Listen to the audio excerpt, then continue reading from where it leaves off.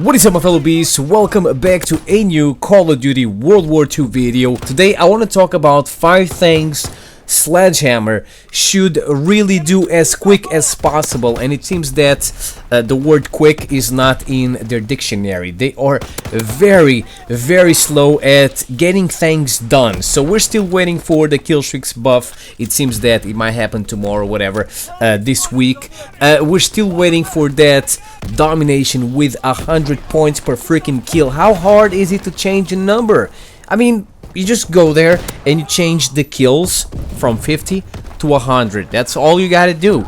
Is it hard or something? I don't know what it is, but yeah, these guys are kind of slow. As I've said before, these guys have 2 speeds: slow and very slow.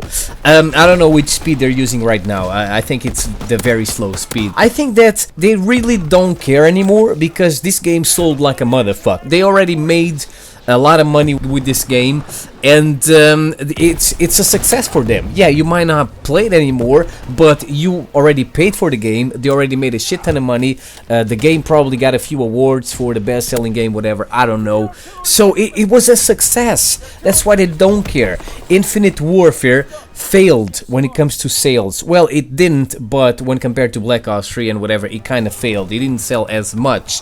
So for that reason, they worked hard on that game, and they offered a lot of stuff to to the players, and they're not doing that in Call of Duty World War II for that reason, because they don't freaking care. But if SledgeHammer really wants to save their game, let me tell them 5 things they should do, and I feel that I'm kind of qualified to do that because I've been playing Call of Duty since Call of Duty 4, so that's a lot of Call of Duty games, and I feel, you know what, I feel I could work for these motherfuckers. I could work for Activision and give these motherfuckers advice. Now, I don't understand anything when it comes to the programming part, right? But I do understand what the people want, what makes a Call of Duty game a good freaking game. But anyways, ladies and gentlemen, the first thing on this list they really need to do as quick as possible is kill streak variants.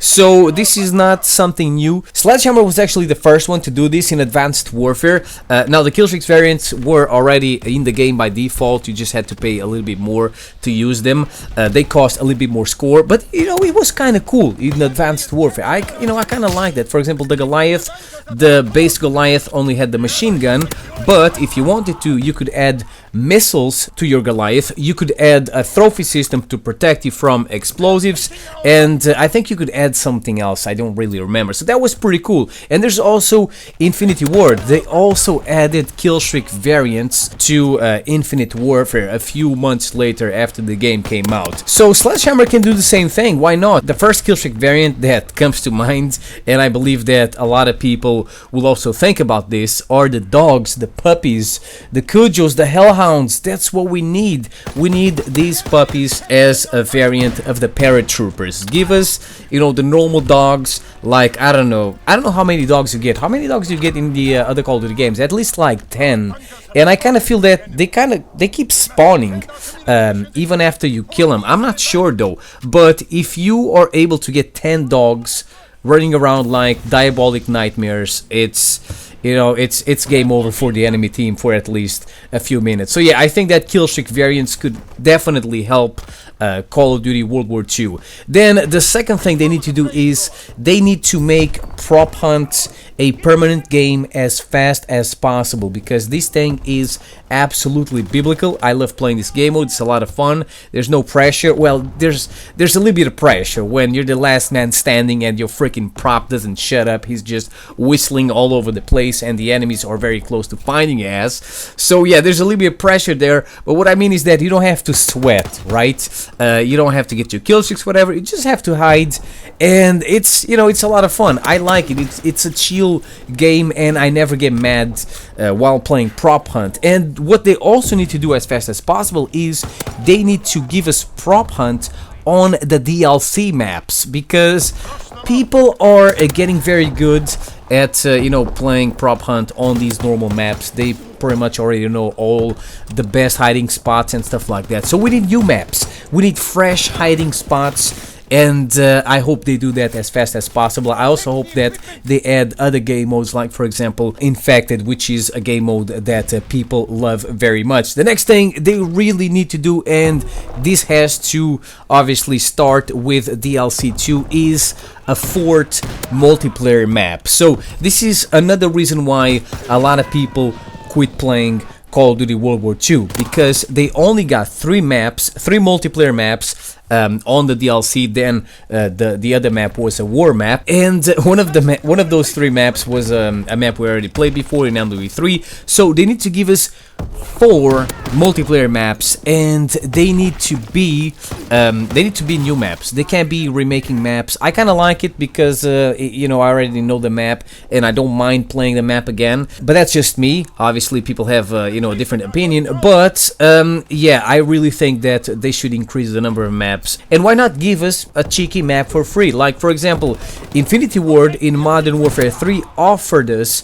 3 multiplayer maps. They gave us Terminal for free, the map from MW2, and they also gave us 2 face-off maps. And MW3 wasn't a Call of Duty that only had a few multiplayer maps. I think it had at least 15 multiplayer maps. I might be wrong though. So they didn't need to give us free maps, but they did. I don't remember why they did it, but that was definitely something freaking awesome. Then the 4th thing on this list, Sledgehammer really needs to do, is they need to give us more guns, more often, and less expensive. I mean, we just got 3 pistols in a freaking row. They are pretty cool.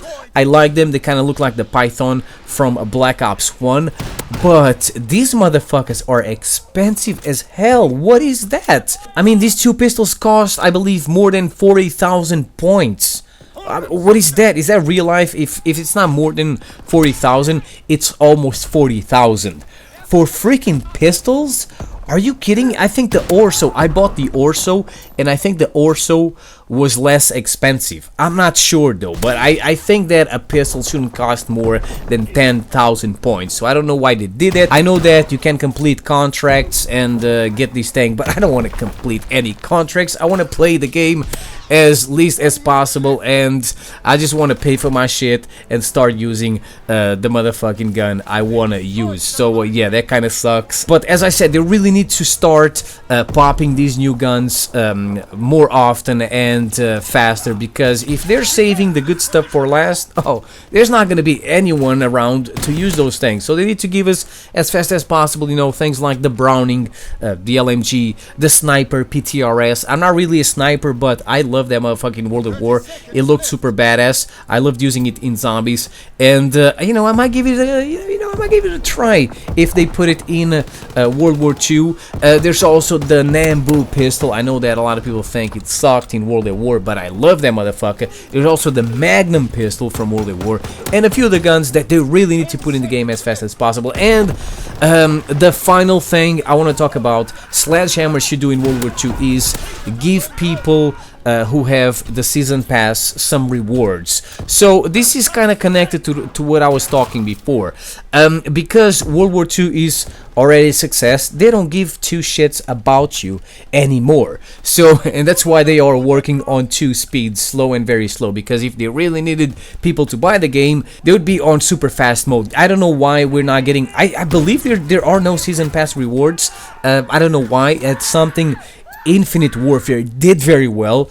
People who had the season pass immediately had access to the new guns. But as I was saying, Infinite Warfare needed people to, you know, play the game and stuff like that. And World War II doesn't need to. Call of Duty Ghosts is another game that gave season pass holders a few rewards. If you had the season pass, I believe you had immediate access to the new guns, the Mavericks, and also the Reaper.